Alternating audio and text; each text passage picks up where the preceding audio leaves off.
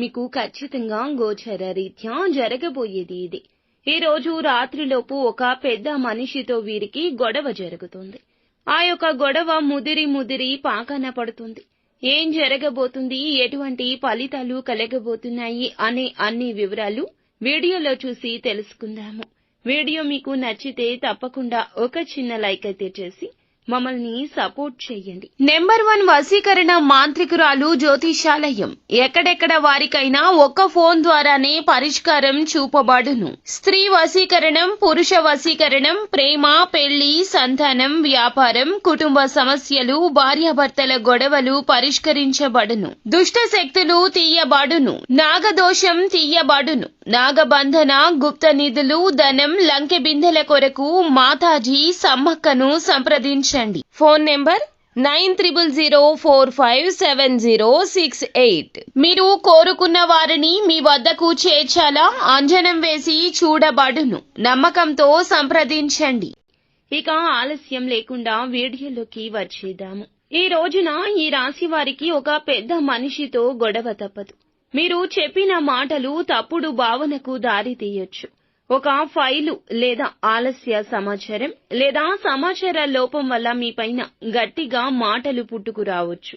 మీ యొక్క బాస్ మీ మాటలకు చాలా వరకు కూడా కోపాన్ని ప్రదర్శించొచ్చు. మీరు మౌనంగా ఉండలేని పరిస్థితి కానీ, మాట్లాడితే అదుపు తప్పే పరిస్థితి కానీ ఉండొచ్చు. ఇక హఠాత్తుగా ఇంట్లో పెద్దవారితో అభిప్రాయ భేదాలు రావచ్చు. పాత విషయాన్ని తీసుకొచ్చి ఒక పెద్ద మనిషి మీ మీద అసంతృప్తి రగల్చొచ్చు. మౌనంగా మీరు ఉంటే అలసత్వం చూపినట్లవుతుంది. ఇది గొడవకు దారి తీయొచ్చు. మీ వాక్యాన్ని తప్పుగా అర్థం చేసుకున్న వ్యక్తి జనం ముందే గట్టిగా తిడితే మీ ఆత్మ గౌరవానికి గాయం కలగొచ్చు. మీకు తెలిసిన ఒక పెద్ద సామాజిక స్థాయి వ్యక్తితో ఫోన్ కాల్ లేదా మెసేజ్ ద్వారా అపార్థం కూడా తలెత్తొచ్చు. ఇక శత్రుగ్రహంగా ఉన్నటువంటి కుజుడు మిష్ట స్థితిలో ఉండడం వల్ల మీ మాటలపై నియంత్రణ కోల్పోతారు. మీరు అంతగా తప్పు చేయకపోయినా సరే దోషం మీకే అనిపించేలా వాతావరణం ఉంటుంది. కొంతకాలంగా సహించుకుంటూ వచ్చిన ఒక సమస్య ఈ రోజున బలంగా బహిరంగమయ్యే ఈ గ్రహ ప్రభావం మీకు చూపిస్తుంది. అలాగే ఇక పరువు నష్టము, ఇతరుల ముందు మీ మాట తక్కువ అవుతుంది.